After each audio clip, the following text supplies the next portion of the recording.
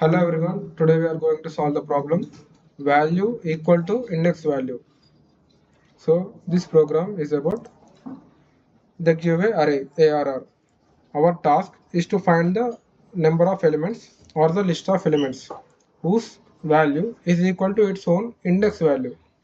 So this is an important rule or condition, that is we need to assume that there is a one based indexing.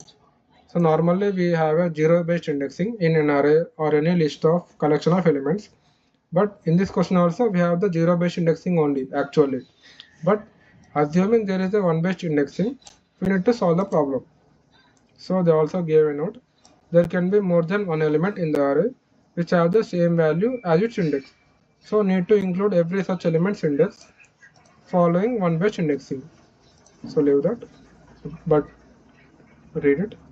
So for example, there is a 15, 2, 45, 4, 7.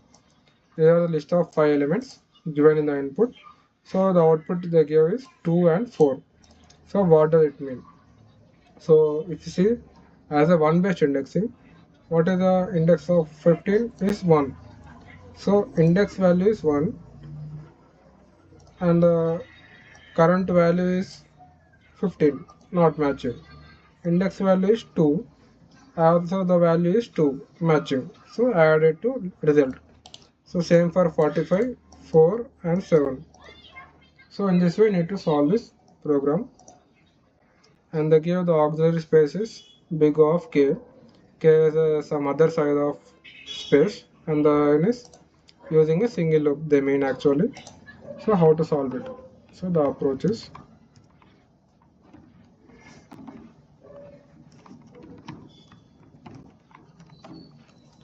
so if you take for example this array, so we will begin a simple loop, more likely a for loop in this array.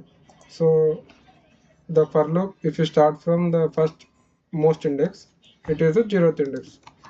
So we check for every element, we check the same thing. So the index, so the value is 15 at that place. So is it equal to, what did it say, the index value, assuming it is a one based indexing. So normally we use a I variable in the for loop. So I is equal to 0 initially. So if it is a one based indexing, what would be the value? It is I plus 1. Is it? So if it is one based indexing, so simply what does it mean? The I value is incremented by 1. So I is equal to not from 0 at the beginning, it is 1, 2, 3, 4, 5. So we check if our index value is 1. So after calculating, I is equals to 0 and plus 1. So it is 1. So is it equal to 15 equal to 1? It is not. So do nothing. So next, the value is 2. So is 2 equal to the index value? Yes. So add to RS the result. So next, same for 45. Is 45 is equal to the index? What is the index? 1, 2, next it is 3. So it is not equal to the index value. So do nothing. Next, for the value 4, value equal to 4 and index equal to 4. So are they equal? Yes. So add to RS. So what is the next value? It is 7. So is 7 equal to 5? It is not equal to, so don't do anything. So we completed iterating all the elements in the array. So what next? We added across using this example, there are 2 elements. So what is the output? RS equal to 2 comma 4. So is it the output? It is. So yes, the output is 2 comma 4. So this is the approach we are going to use in our program, the same approach. So if you use it actually same, what did we discuss? So we need to first observe, is there any return type to the method we need to fill.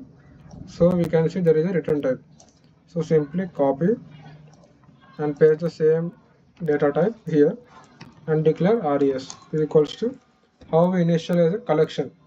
Here it is a list interface. So as a class, we will simply go with the array list.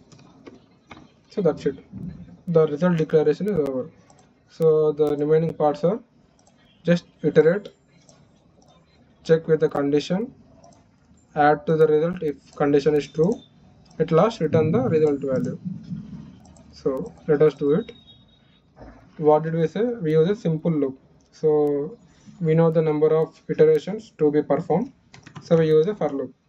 So what did we say? We use a variable I as a temporary variable. I starts from 0. I less than what is the input they give? It is nums. But be careful, the nums is a list, not any array. So how do we get any collection size? It is not dot length or any dot length function. It is simply size function. So I plus plus. So sequential increment. So what should we check? We wrote a simple condition here. If the value is equal to index, that means if the nums list dot get of that current index value is equal to I plus 1. So we wrote here, as we actually use the 0-bit indexing as it is universal for any collection or array, but for checking our reference purpose only we need to use 1-bit indexing. So simply add plus 1 for every index. So if it is equal to value is equal to index, so what should we do? We simply add that to result. What should we add? We can add either the value or the index, as both values are same. So we just go with a smaller one, the index value.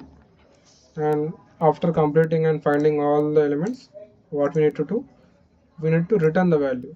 What is the value name? It is return res. So that's it. Sample test case is passed. So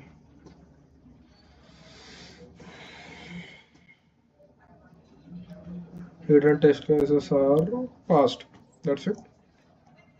So if you analyze the complexity, they give time complexity is big of n.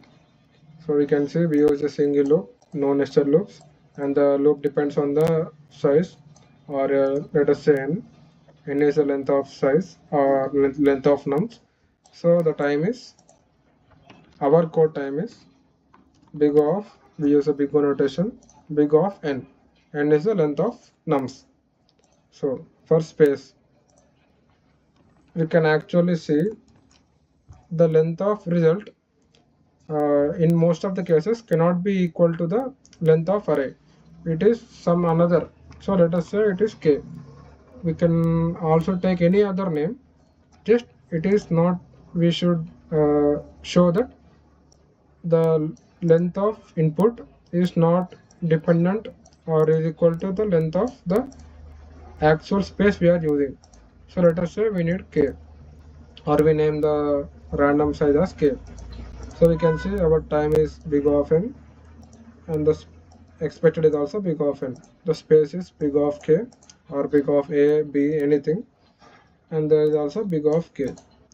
So the same expected and our code complexity are matching. So this solution is acceptable. So this is how we solve the program, value equal to index value. So practice the program. It is a difficult basic in GFG. So thank you for watching.